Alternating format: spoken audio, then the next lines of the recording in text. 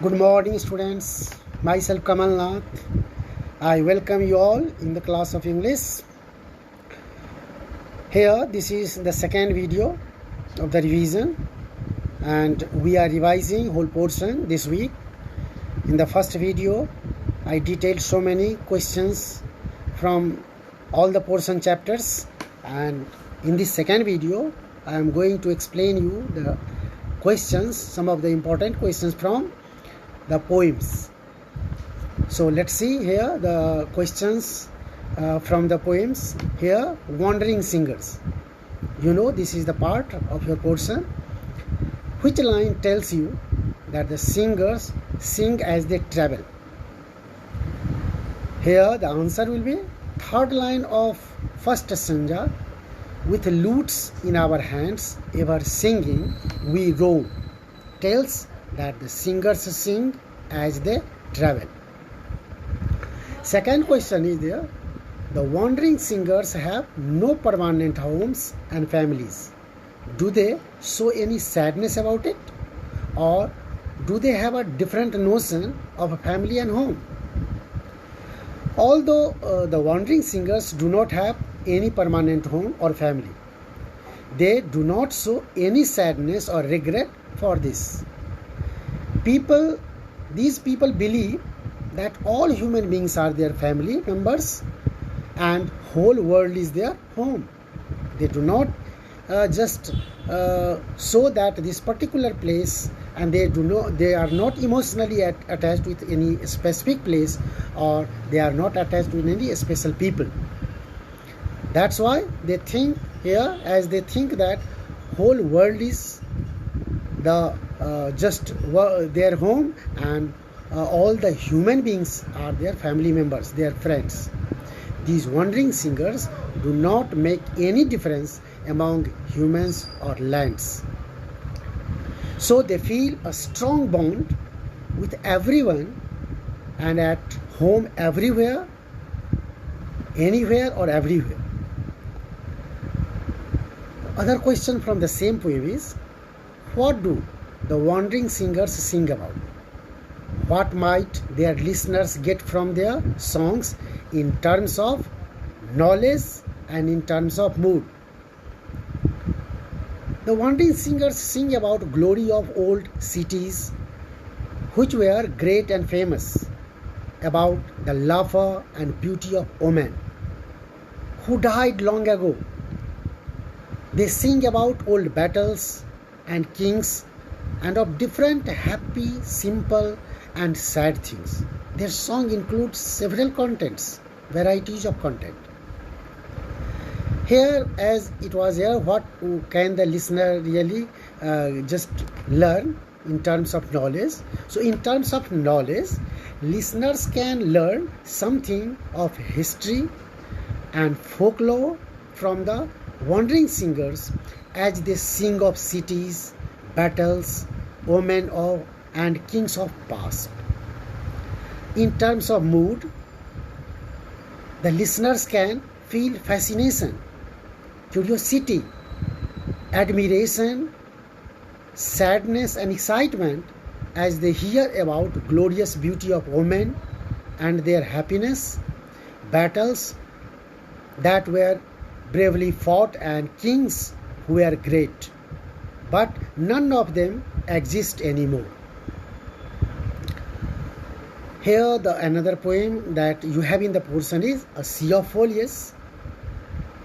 The white lotus changes into a cup of silver. What does this mean? This is the line taken from the poem. The white lotus changes into a cup of silver. What does this mean? This means that white lotuses are gleaming like silver cups, shining like silver cups when the moon shines on them. Another question is here. This poem describes a garden at two different times. What are those times?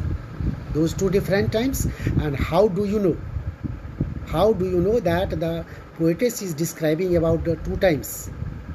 Scene and beauty of the garden at two different times. The poem describes this garden two times. First at day, when the beauty and color of trees look natural in the sunlight. Second time in the night, when the moonlight transforms the beauty, changes the beauty of color and makes the scene extraordinary. We know because the poetess describes the beauty of foliage in two different looks and appeals to see these differences, watching the beauty of the garden at daytime and in the night. A sea of foliage, but not a sea of dull, unvaried green. This is here the line taken from the poem. You have already read the poem several times, you know. Why is the foliage compared to a sea? The foliage is compared to a sea because it appears as vast and endless like a sea. But unlike sea, which has an unvarying shade of green throughout, the foliage in her garden has a different, attracting and contrasting shade of green. This breaks the dullness seen in the sea. This is the difference. How is the sea not a dull, unvaried green? Give an example of how the green varies. Just one type of plant everywhere, like the sea.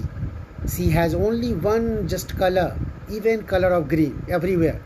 That is the green color of water. That is just a color of sea, which remains unchanged. And that will be just dull, according to the poet. In the same way, similar type of plant will give a dull impression.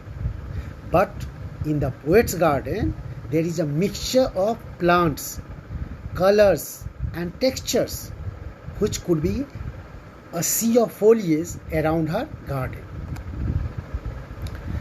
Another poem is here, Friends and Flatterers, a very interesting poem by William Shakespeare.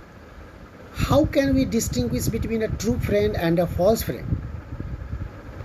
You have already been taught a good lesson from these poems, especially here, Friends and Flatterers. True friends help us when we need them. They share our problems, worries and sorrows. They cry with us and stay awake with us in hard times. False friends, on the other hand, may flatter us with easy words like winds, can change any time. Then you have been told to read the last line of the poem, and how could a flatterer be a foe from the poem? A flatterer is in a sense a foe or an enemy, because a flatterer cheats us with false words of friendship and praise. A flatterer makes use of our resources when we have them.